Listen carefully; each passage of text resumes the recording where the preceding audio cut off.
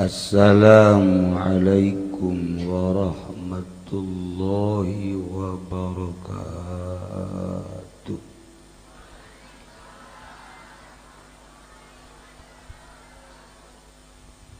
Alhamdulillah wassalatu wassalamu ala rasulillah Muhammad ibn Abdillah wa ala alihi wa sahbihi wa mawala amma ba'du. Faqala Allah ta'ala fil Qur'anil Karim wa huwa asdaqul qailin. A'udzu billahi minasy syaithanir rajim. Wa dzakir fa inna dzikra tanfa'ul mu'minin. Langkung dipayun urang sami-sami nyanggakeun puja sinareng puji ka Gusti Allah anu Maha Suci.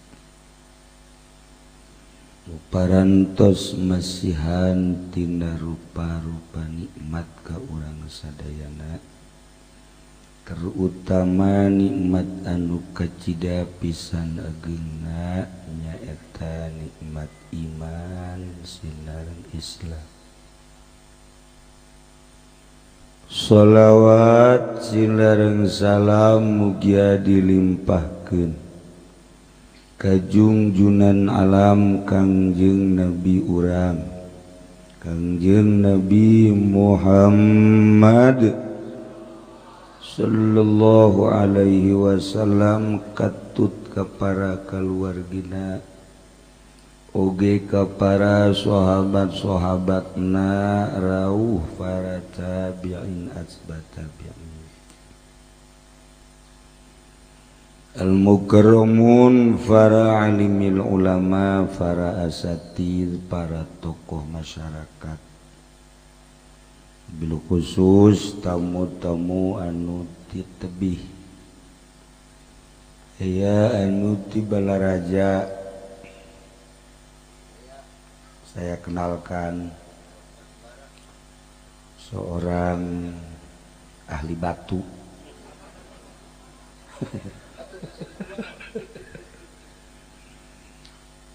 Aya deui ieu belah katuh Husim Kuring, ieu mah teu meunang manggih barang dahar, jadi ahli nazofah, pembersihan. Alhamdulillah beuteng lagi segede naon. Bahkan ieu mah nu hiji mah tamu unik, lantaran Kangjeng Nabi mah turun wahyu teh kudu make malaikat Jibril. Ieu mah wahyu leuleumpangan, haji wahyu ya. Jadi alhamdulillah malam ieu urang dihadiran ku wahyu. Alhamdulillah lengkap, terutama tamu anu teu asing deui di negara Cilongok geus kamasyhur, turunan nyandung tapi teu nyandung. Ieu Bapak Sekretaris. Alhamdulillahirabbil alamin. Karakayang be nyandung teh, tapi asana datang ka payah moal kasampean ieu di.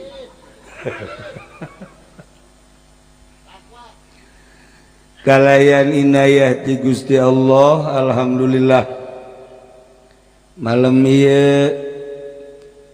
khususna Sim Kuring umumna urang sadayana kempal di tempat dina raraga anu parantos dicatet ku para malaikat, raraga takziman wa takriman, ngamulyakeun ngagungkeun kana dilahirkeunna junjunan alam Kangjeng Nabi urang, Kangjeng Nabi Muhammad sallallahu alaihi wasallam nu malah mandar urang kenging syafaat. Mudah-mudahan nu kumpul di dieu khususna urang kejaga di akhirat disyafaatan ku Kangjeng Nabi urang Kangjeng Nabi Muhammad sallallahu alaihi wasallam. Simkuring ngahaja datang ka dieu malam ieu motifna dua. Nomor kahiji ngalayad ka RT Jiman kulantaran RT Jiman teh deket jeung Simkuring terutama pamajikanna sia maseri deui deket teh lain naon sok pajar bogoh deui lain jadi jadi tukang urut jadi deket alhamdulillah hubungan bilateral ngurut nah iya. Alhamdulillahirabbil alamin malam ieu Simkuring ngahaja takziah ke RT Jiman kurang bacakeun Fatihah ka anjeunna ila hadrati ruhi RT Jiman Al-Fatihah. Bismillahirrahmanirrahim. Alhamdulillahirabbil alamin arrahmanir rahim maliki yaumiddin. Iyyaka na'budu wa iyyaka nasta'in ihdinas siratal mustaqim. Shiratal ladzina an'amta 'alaihim ghairil maghdubi 'alaihim waladdallin.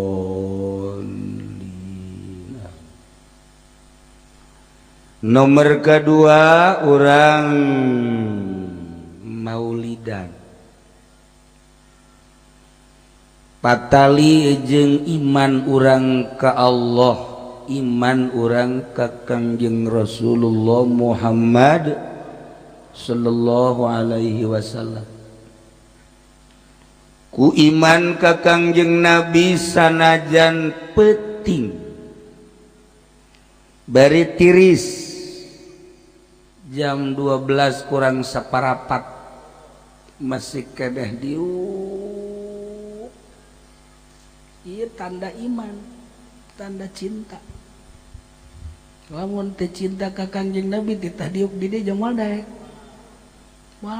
ieu tanda iman mantak geus pol ieu iman kulantaran geus pol lamun paeh ieu kuari ka surga. Maksudnya lain amin mun urang paeh babarengan daek ka surga daek di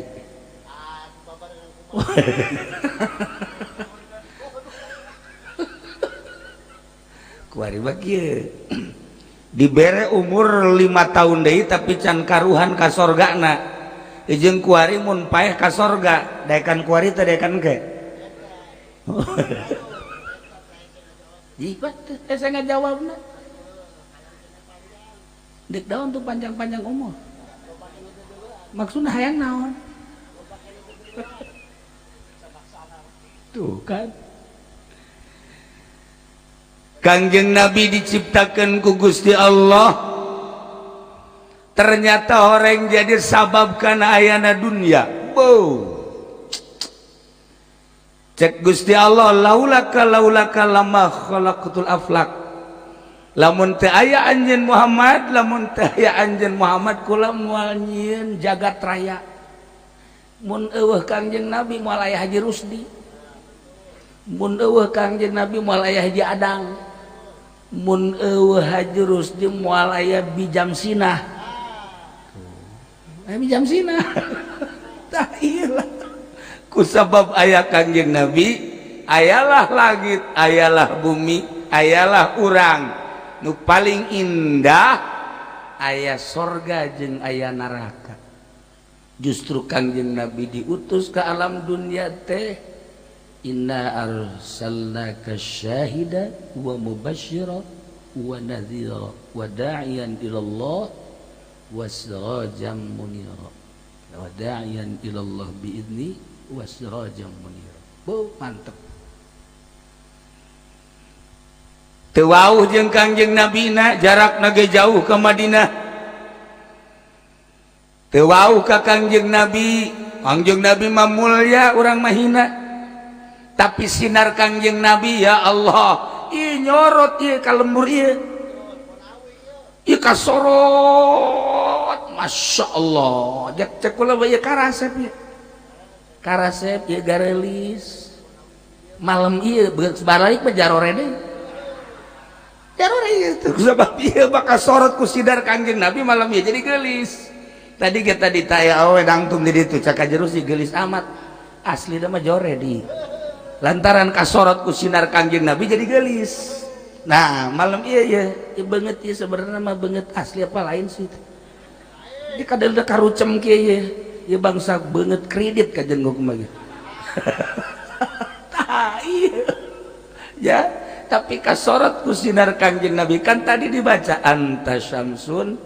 anta badrun anta nurun fauqa nurin anta iksiru wa ghalli anta misbahus sudur anta syamsun Gusti anjeun teh wahai Muhammad bagaikan matahari pohara anta badrun bagaikan bulan Kangjeng Nabi na secara zahir geus teu aya tapi sinar Kangjeng Nabi na nyorot ka dieu jadi cararaan caang ku lampu caang ku iman caang kadeuleuh lah jelema sinar Kangjeng Nabi mah ulah sambarangan gagah bedas da ieu teh urang berkat sinar Kangjeng Nabi anu nyorot ka lembur ieu khususna nyorot ka dada urang diuk simpul mengharapkan syafaat Kangjeng Nabi urang Kangjeng Nabi Muhammad sallallahu alaihi wasallam. Kangjeng Nabi dilahirkeun ke alam dunia dibawa ku malaikat teh mawa Kangjeng Nabi diais ku malaikat dibawa di Basri ke Maghrib dibejakeun hadza malihul kaun hadza Muhammadu ialah Muhammad anu jadi keistimewaan anu jadi keindahan anu jadi harapan manusia eta teh ku malaikat dibawa ternyata orang malaikat eta mampir di lebur ieu baheula teh mampir di dieu malaikat dibejakeun hei Haji Jamsinah bijam sina jadi haji tancan encan bijam sina ya hadza malihul kaun wa hadza Muhammadu diterima ku urang di alhamdulillah ieu urang teh berkat malaikat baheula transit di kampung Cilongok di dieu kuari karasakan ku urang Masya Allah ieu berkat sinar Kangjeng Nabi urang Kangjeng Nabi Muhammad sallallahu alaihi wasallam sakicep malaikat di Basri ka Maghrib ngabejakeun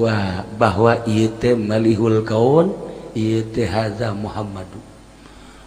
boga kaistimewaan Kangjeng Nabi teh diturunkeun ke alam dunia nek ngaroba sesembahan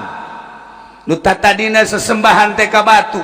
tatadina sesembahan teh ka kayu tatadina sesembahan teh ka makhluk tatadina sesembahan teh kana material nah dirubah ku Kangjeng Nabi sesembahan anu asli mah khaliqus samawati wal ard pangeran nu nyiptakeun langit jeung bumi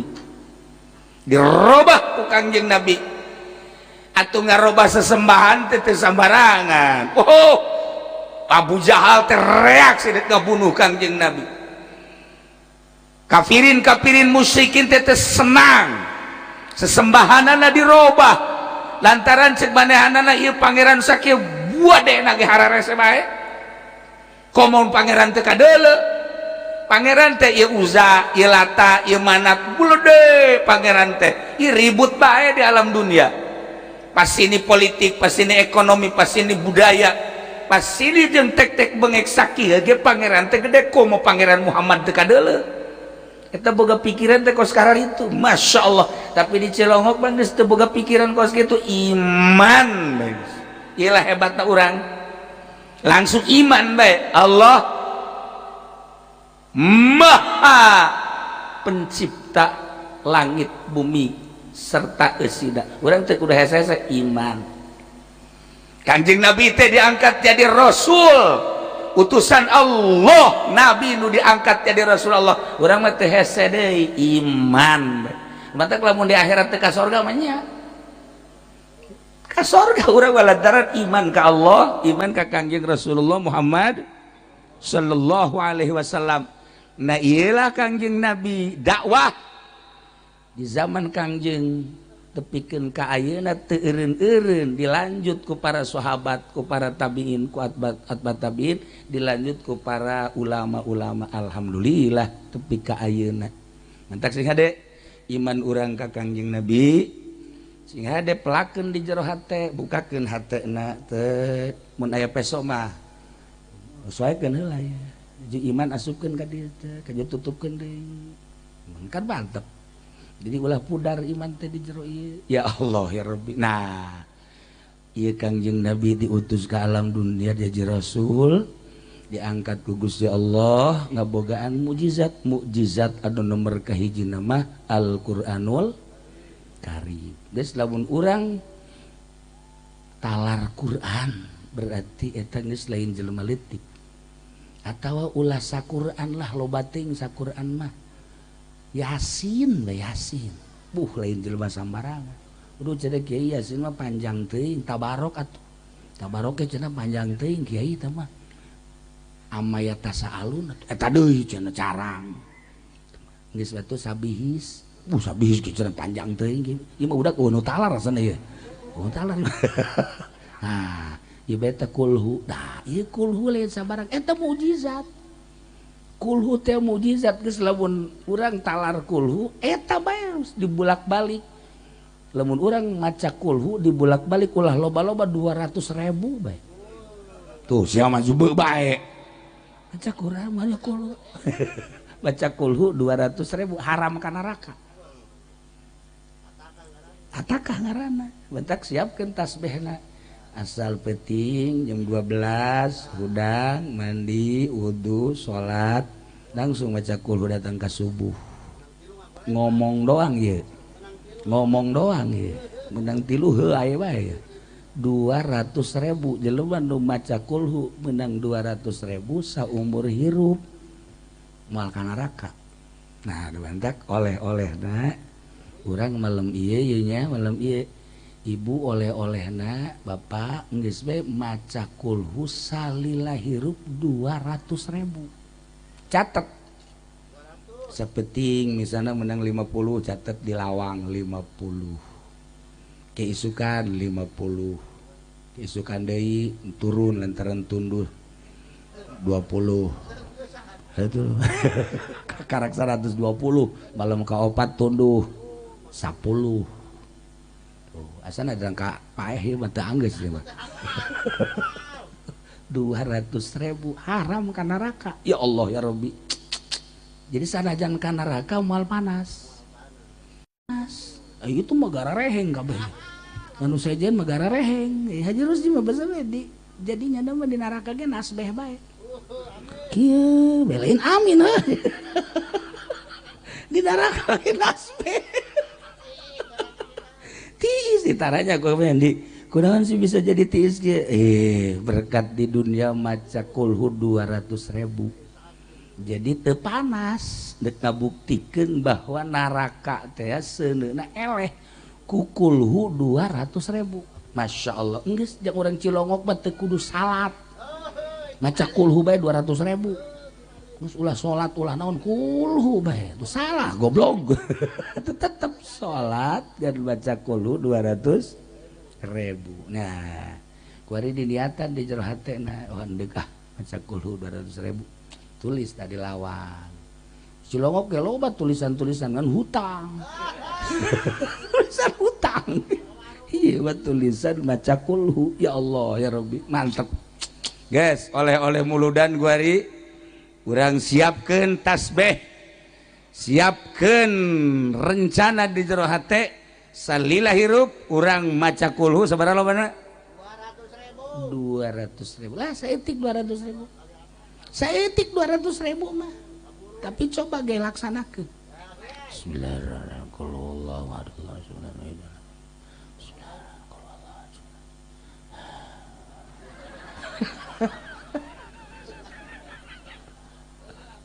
cak pamajikan ke haji ke mana sih teh sorangan tadi mah aya sorangan kieu waduh budak mabok kulhu ya teu kuat beda lamun urang nonton TV kieu bisa penting kuat tapi lamun urang maca kulhu ya maca kulhu 3 4 5 ieu kos aya aibonan we mata heuh beda maca kulhu mah sebab lawan dumantek teu kuat naon kulhu teh wahyu diturunkeunna ge teu sambarangan dibaca ku urang anu daharna ge sambarangan nginungna sambarangan teu kuat jadi ndekna heuai geus urang siap kuari mah lamun maca kulhu terutama bapak-bapak kopi kopi gitu besi kopina kurang loba saember maksudnya kieu saember mah di lamun diinum ku urang sagelas-sagelas eta mah biasa lantaran ieu mah tunduhna rosa hulu diasupkeun tadi mal tunduh teh mah jadi uang gitulah para jamaah kaum muslimin wal muslimat rahimakumullah nyaritakeun Kangjeng Nabi indah sebab urangna iman tapi kadenge ku Kristen kadenge ku Yahudi benci urang mah nyaritakeun Kangjeng Nabi Masya Allah hulidal habibu wa khadduhu mutawarridun dilahirkeun Kangjeng Nabi pipina ya Allah ya Rabbi wa khadduhu mutawarridun hartina percis kos kembang mawar kumaha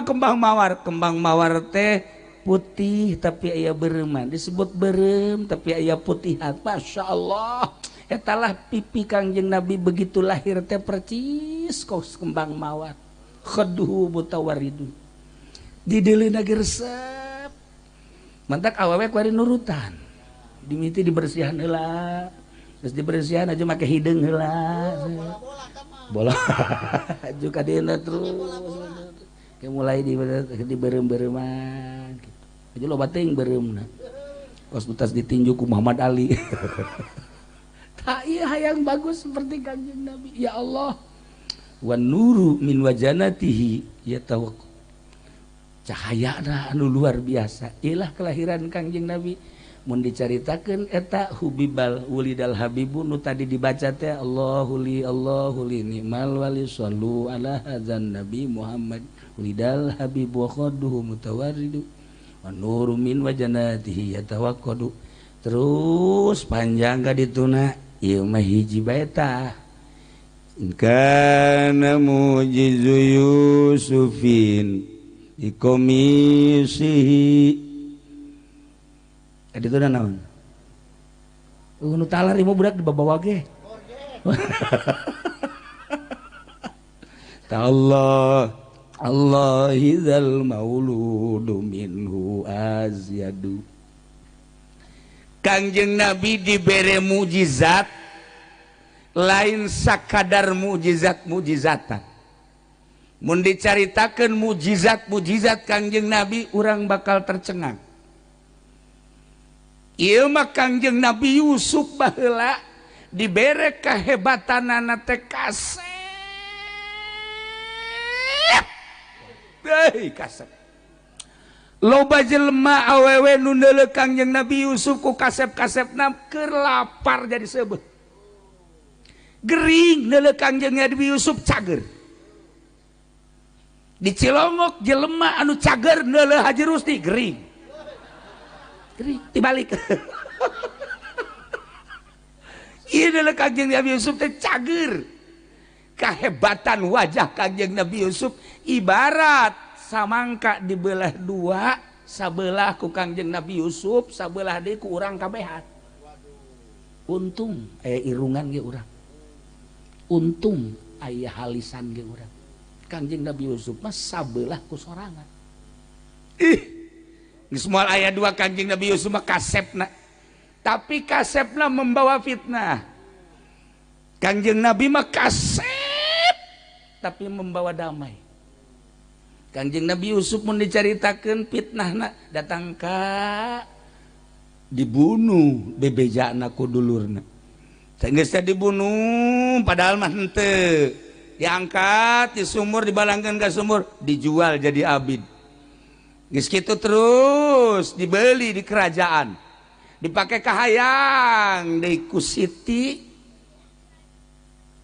Zulekha. Siti Zulekha teh deui ieu teh ratu teh bogoh ka Kangjeng Nabi Yusuf lantaran kasep. Siti Zulekha nu sakitu jadi ratu kieu bae aya isuk-isuk geus biasana nyarap ieu mah asal neuleuk Kangjeng Nabi Yusuf teh cage. Kacaritakeun saminggu teu dahar teu gering teu naon. Teu gering teu naon. Nu gering neuleuk Kangjeng Nabi Yusuf teh jadi calalager. Kasepna lain lalagaan. Seubeuh beuteung neuleun nu kasep. Pokos urang neuleun nu geulis. Keur gering panas neuleun nu geulis cager. Covid neuleun nu geulis cager. Cager. Tapi lamun urang cager neuleun haji rusi Covid. Dibalik. Iya beda penyakit anyar-anyaran. Ya kalah Kangjeng Nabi Yusuf. Ieu mah keur carita kieu we. Nyencerikan Kangjeng Nabi Yusuf bapakna nu ngaran Kangjeng Nabi Yakub alaihissalam cerik teureun-eureun datang ka penglihatanana pudar teu neuleuk. Masya Allah. Panjang mun didongengkeun ieu mah deuk caritakeun teh mukjizat Kangjeng Nabi Yusuf. Begitu Kangjeng Nabi Yusuf jadi raja di Mesir, kelaparan kan di negara mamana, nu boga gandrung korma kageteun sebab cek kakakna mah Kangjeng Nabi Yusuf teh geus maot korenganan jadi raja. Geus kieu we titip bayi nya moal waka bisa manggihan bapak. Kuari mah ieu be baju komis dibulen bawa ka abah ka ditu. Di jalan kene masih jauh ka imah Kangjeng Nabi Yakub geus kieu bae sesegitan Yusuf geus kaambeut cenah ieu ku abah padahal bajuna keur di jalan kene. Sesengitan Yusuf geus kaambeut beuki deukeut beuki seuri beuki deukeut senyum Kangjeng Nabi Yakub barang datang ieu anak-anakna nu tadina nipu bahwa Yusuf teh dibunuh ternyata henteu mentah hampura ka bapakna barang mentah hampura geus masalah atuh nabi ieu ngan ieu bae janggakeun bajuna baju komis Yusuf langsung dibuka dikadiekeun baju gamisna set braih beuntak mukjizat Kangjeng Nabi Yusuf komisna bisa ngabentakeun jelema nu buta di Cilongok aya tanu cager di pakaian sorban kah jerus di buta tetap dibalik tuh mah. Masya Allah. Nah iyalah inkana mujizu Yusufin bikomisi lamun memang mujizat Kangjeng Nabi Yusuf kok komisna Masya Allah tallahi demi Allah zal mauludu ieu orok yakni Kangjeng Nabi Muhammad dilahirkan minhu azyadu leuwih tibatan mukjizat nu dibikeun ka Kangjeng Nabi Yusuf alaihis salam. Urang nyaritakeun mukjizat Kangjeng Nabi ya Allah ya Rabbi. Pohara diantarana ye Raja Habib ngiriman hadiah tiaman dipuatkeun kana onta diiring ku penggawa-penggawan datang ke Mekah kapanggih jeung anak buah Abu Jahal. Cik anak buah Abu Jahal ieu rombongan ti mana? Yaman. Rombongan ti Yaman ti mana? Ti kerajaan Raja Habib. Ieu mawa naon? Mawa hadiah. Jang saha ieu? Jang Muhammad Rasulullah. Hei, di Mekah mah nu tenar we lain Muhammad ya bos kula saha Abu Jahal geus ieu bilukeun bae bilukeun ulah jang Muhammad jang Abu Jahal bae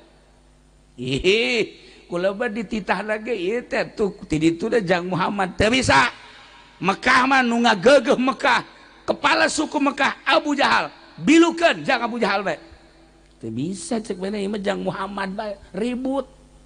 sageus ribut Abu Jahal lah dipanggil Abu Jahal ngomong ieu di mana ti Yaman ti saha kiriman Raja Habib jang saha jang Muhammad ye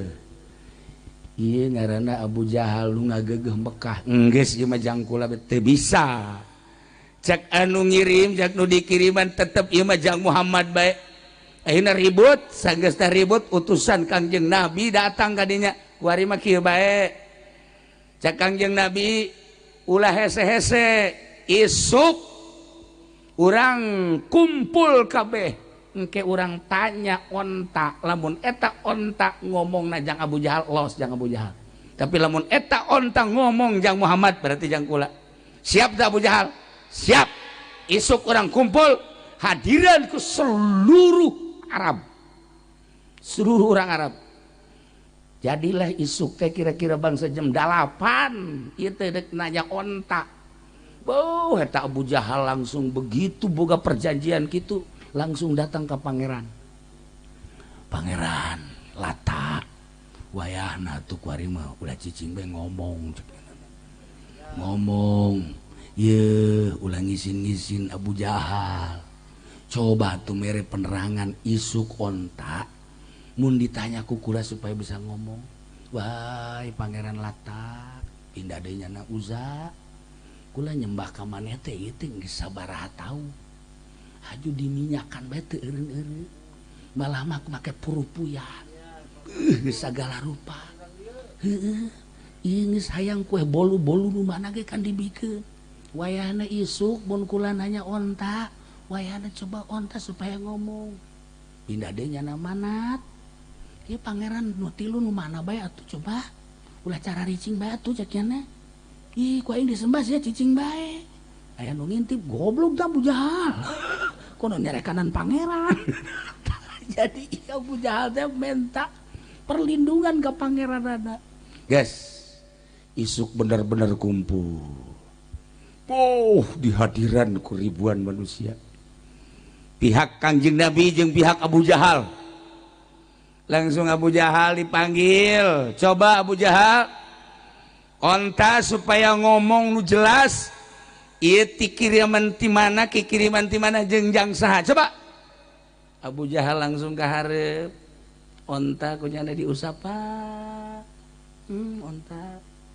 dedeh teuing nya coba maneh ngomong sabenerna maneh ieu dikiriman ku Raja Habib teh jang saha jang Abu Jahal apa jang Muhammad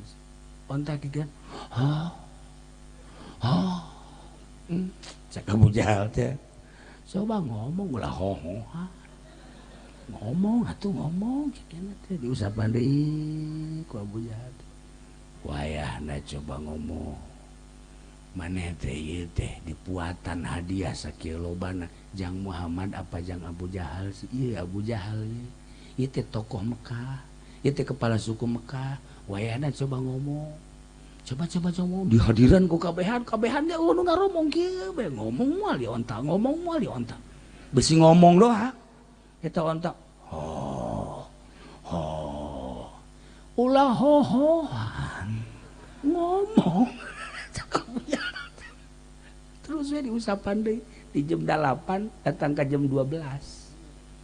tetep bae malah ka jam 12 mah hampir diseruduk Abu Jahal hampir disuruh wah gas Abu Jahal gas bahaya ieu onta marah ya onta marah guys dari bagian Muhammad Abu Jahal geus kasangan isin luar biasa bagian Muhammad Kangjeng Nabi ka hareup onta kulan cak kabehan teh geus bisa kulan ieu maneh ieu titah ka dieu ku saha ku Raja Habib di mana Yaman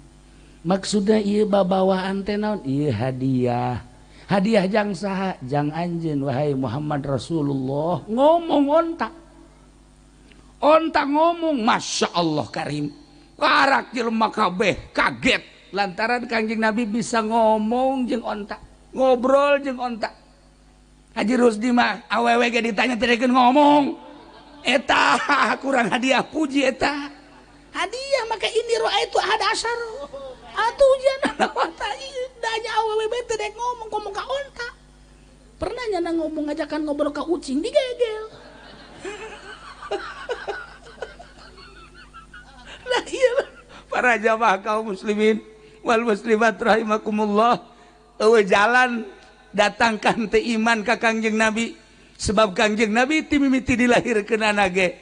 boga kaindahan anu luar biasa, di antarana wajahna berseri-seri, sinarna nembus kaluhur katingali ku balerea.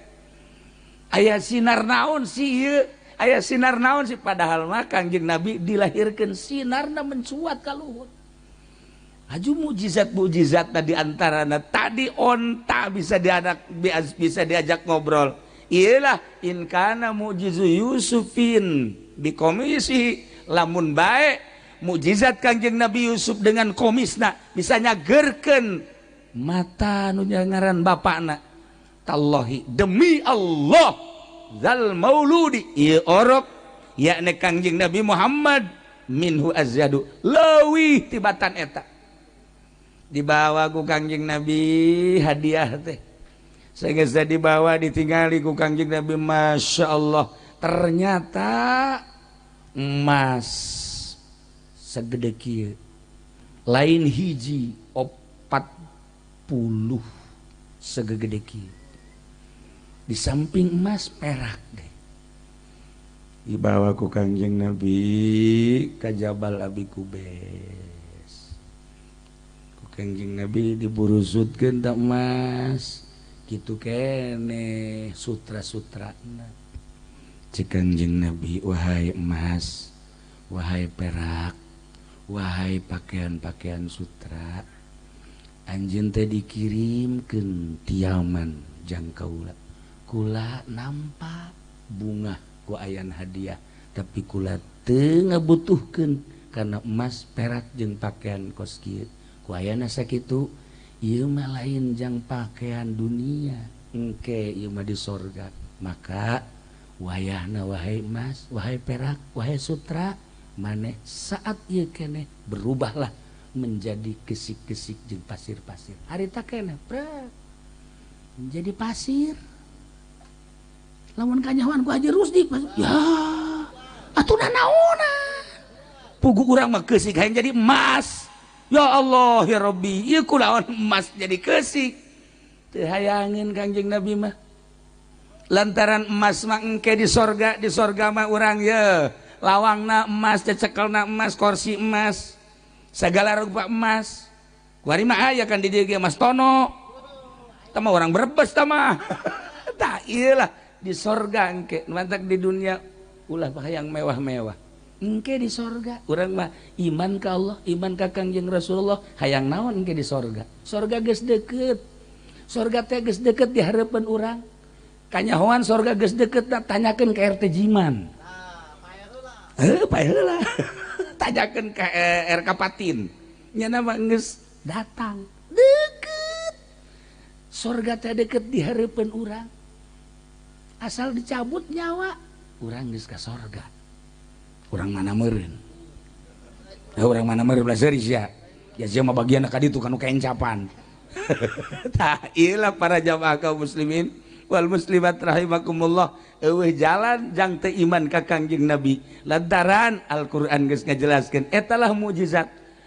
Al-Qur'an geus ngajelaskeun, Bukhari geus ngajelaskeun, Muslim geus ngajelaskeun berbagai mukjizat ke iraha deui kula jaritakeun tadi nama kan iran cenah muludan teh endek naon ngaranna berseri lantaran kula da kurang sehat atuh kurang sehat jadi penggel jadi tengah ye bagian salah sahiji mukjizat geus jelas mukjizat Kangjeng Nabi teh di antarana bulan beulah dua tarurun maca syahadat kemudian tangkal korma lempang ke hareup maca syahadat balik deui deuk kurang kumaha deui masyaallah karim ieu kuari urang diuk di dieu ieu lamun lain mukjizat Kangjeng Nabi moal bisa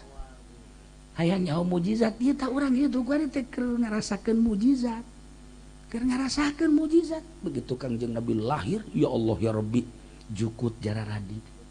korma ngadadak buahan diala teu beak-beak bubuahan aya eta Kangjeng Nabi lahir urang merayakeun bae tuh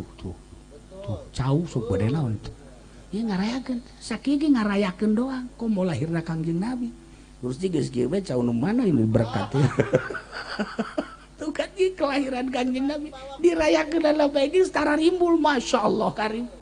nah ieulah Kangjeng Nabi urang Kangjeng Nabi Muhammad sallallahu alaihi wasallam ulah kaget lamun di Prancis kuari keur dihina Kangjeng Nabi melalui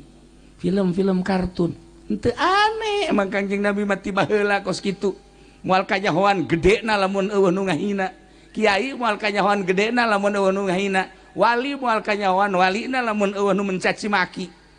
lamun wali kanyahoan gedena setelah dicaci maki dicaci dimaki dicarekan tetep bae nyana maka Allah moal bendueun wali mah kanu nyaci maki geus riweuheun jelema anu nyeungseurikeun ka wali geus riweuheun jelema anu mencaci maki mangga bae disabodokeun malah dibageuran kara kanyahoan luhurna jelema kiai kitu keneh mantak lamun aya jadi kiai kakarake jadi kiai doang haju dihina begitu dihina goblok beureun nyaho aing kiai mun tolol mun lain kiai teh mah kos kitu mah jawara mantak kaji umen nyaho jadi kiai nyaho henteu sebenarnya nah lamun dihina cicing jadi kiai mah tenang ulah ngalawan keur dicoba ku Gusti Allah sebab naon Kangjeng Nabi na baheula nu ngaran diciduhan mah geus sering nu ngaran diomongkeun mah geus sering dihina Kangjeng Nabi geus sering lamun Kangjeng Nabi na kos kitu atuh penerus Kangjeng Nabi ge moal teu kitu mantak moal aya jelema luhur tanpa dihina heula geus urang lamun hayang jadi jelema luhur dihina malah menta panghinakeun atuh aing atuh ulah kos kitu mah tah kos kitu mah ngaranna blow on nah ieulah para jamaah kaum muslimin wal muslimat rahimakumullah iyalah Kangjeng Nabi urang nu geus dicaci dimaki tegar bae biasa bae henteu bendu kanu nyaci kanu makina di antara akhlak Kangjeng Nabi seperti eta sebab Kangjeng Nabi teh diutus ke alam dunia ieu teh dek nyebarkeun akhlakul karimah urang sebagai umatna turutan Kangjeng Nabi ulah wakaku tatangga ulah wakaku batur urang saimah bae pasti pamajikan urang nyarekan ka urang kan tak orang lamun dicarekan ku pemajikan geus urang ingat ka Kangjeng Nabi bae geus carekan urang siap dagang henteu naon henteu kopi malulu lockdown malulu dahar hayang ngojeng henteu carekan kan urang Cilongok makan bahasana kos kitu tah lain Cilongok ieu Cilongok gandu Cilongok ieu mah lain kitu Cilongok lain Cilongok ieu mah sopan di dieu mah di lembur ieu mah saropan bahasana ge masyaallah urang dicarekan asa dinyanyian bae kakak ulah gitu atuh tah geunaheun kos urang Karawang mah tuh mah tah lamun dicarekan ku pamajikan ulah ngomong cicing we ingat ka Kangjeng Nabi lah Kangjeng Nabi ge dicarekan cicing bae ke pamajikan akan teu betah datang ka cicing bae sia cek nyana ieu mah lain awewe meureun juri ge mah cicing di dicarekan ku kumaha ge ulah malah naon engke ge jana ge keseleun sorangan tah ieu akhlak Kangjeng Nabi wa inna ma bi'us buaitu li utammima makarimal akhlak terapkeun heula di imah tangga salaki ka pamajikan kudu make akhlak pamajikan ka salaki make akhlak kan geunah komo lamun pamajikanana haju bisa diajak bareng ibadah wah geus nikmat jasa kurang hudang jam 1 atau jam 2 pamajikanna dihudang keneng nah deuk tahajud teh moal oh heuh nya tahajud bareng ka tahajud ka mandi bareng ngala wudu bareng oh kakak jadi imam neng di bandung nah Allahu akbar geunaheun berjamaah jeung pamajikan ngomong mah dibuktiina mana tuh eta mantak ke sing hade di orang boga pemajikan teh bisa diajak berjamaah ulah masing-masing pemajikan di luhur di handap mal beres sama Allahu Akbar pemajikan kan sok nyingsat nama tuh pemajikan didinya baru sok kongkong nah iyalah para jamaah kaum muslimin wal muslimat rahimakumullah ieu mah kan sakadar nyaritakeun salah sahiji mukjizat Kangjeng Nabi bisa ngobrol jeung onta engke aya deui bisa ngobrol jeung maung engke aya deui bisa ngobrol jeung berbagai hewan engke aya deui bisa ngobrol jeung batu engke aya deui bisa ngobrol jeung tatangkalan endek kumaha teu iman mantak ulah kaget lamun di Prancis kuari dihina Kangjeng Nabi justru kuali di Prancis ribuan jelema asup Islam kewalahan di Prancis presiden lagi lantaran setelah ayeuna dicaci dimaki dihina di berbagai sekolah di universitas ternyata oreganan murid-murid malah asup Islam sabaraha pemain bola nu asup Islam sabaraha kitu ngaranna penyanyi nu asup Islam sabaraha budayawan nu asup Islam ayeuna ambalayah di Prancis mantak presiden Prancis kuari cicing bae aneh cek manehna makin dicaci ngaran Muhammad makin loba nu asup Islam aya aturan asup Islam maca syahadat teh sakali 500 urang asup Islam rombongan Masya Allah karim gitu kene di Moskow gara-gara seseorang wanita anu make jilbab kemudian diasupkeun ke penjara disidang deui tembak Masya Allah sebab etalah di Moskow kuari loba nu asup Islam ih begitu dideuleu urang Perancis kan marancung irungna umur 17, 18, 20 tahun make jilbab kadi rapi asa hayang ka Perancis oh maksudna lain naon eta bedek survei gitu kan itu atuh ku marancung resep gitu tah ya Allah ya Rabbi ningali di Moskow di sarua di Soviet marancung arasup Islam Masya Allah karim bahkan aya penyanyi di Amerika Shirley eta teh kapan 3 tahun nyana teh silem kabar berita begitu muncul ayeuna ya Allah di publik nyana maca Quran didengekeun ku kabar rapih maca Quran encan kawin deh umurnya kakarak 23 tahun besi hayang kan itu ke Amerika ngan geus dijamin moal daekeun orang cerita seputar dua asup Islam Masya Allah ya nah iyalah naon eta hidayah datang sinar Kangjeng Nabi terus-terusan ulah disangka teh hihiberan ku ari Kangjeng Nabi teh cek bahasa sompral nama ieu teh ku ari teh urang teh dihadiran ku Kangjeng Nabi dideuleu ku Kangjeng Nabi aya nu nyebut-nyebut ngaran aing cek Kangjeng Nabi ieu di Cilongok coba barang dideuleu oh kadeuleu tuh Haji Adang tuh Rajib tuh tos tanu oh tadi Rajib wah kadenge salemur Cilongok kabeh atuh Masya Allah 2 menit deui pegat asana eta geus bisa mal narik ku rode nah iyalah para jamaah kaum muslimin wal muslimat rahimakumullah urang sambil hiburan ku cinta ka Allah cinta ka Kangjeng Nabi Muhammad sallallahu alaihi wasallam nah ieu mah ala kadar hiji takziah ka RT Jiman nomor kaduana urang ngagungkeun ka Kangjeng Nabi Muhammad sallallahu alaihi wasallam atawa dibalikeun nomor kahiji nama maulidan nomor kadua nama takziah sakitu bae ala kadar bari heureuyan ge ke urang lanjut deui mun sehat kula malam naon urang malam Senin nya orang lanjut ke nyaritakeun mukjizat nu leuwih hebat deui aya hiji awewe bakalna ieu mukjizatna eta awewe teh gering Masya Allah datang kaletik awakna nah engke geus diobat tanda naon ge teh cager kene bae ke bakal dilanjut di ditu ieu rame ujianna gitulah para jamaahnya dicukupkeun sakieu urang ngadoa ngecukupkeun sakieu aya keneh teh lain maksudna acarana doa Allahumma shalli wa sallim ala sayyidina Muhammadin fil awwalin wal akhirin wa barik wa sallim wa radhiyallahu ta'ala an sadatina ashabi sayyidina Rasulillahi ajma'in ya Allah ya rabbal alamin Allahumma arham ummat sayyidina Muhammad Allahumma ajbur ummata sayyidina Muhammad, Allahumma aslih ummata sayyidina Muhammad, Allahumma farrijan ummati sayyidina Muhammadin sallallahu alaihi wasallam. Allahumma anfa'na bima 'allamtana wa 'allimna ma yanfa'una wa zidna ilman wa yaqinan wa zidna ilman wa yaqinan wa zidna ilman wa yaqinan walhamdulillahi ala kulli hal wa na'udzu billahi min kulli hali ahli an-nar. Rabbana taqabbal minna innaka antas samiul alim wa tub 'alaina innaka antat tawwabur rahim wa shalli wa sallim ala jami'il anbiya'i wal mursalin walhamdulillahi rabbil alamin. Ingat amanat maca kulhu 200. Wallahul muwaffiq ila aqwamit thariq. Wassalamualaikum warahmatullahi wabarakatuh.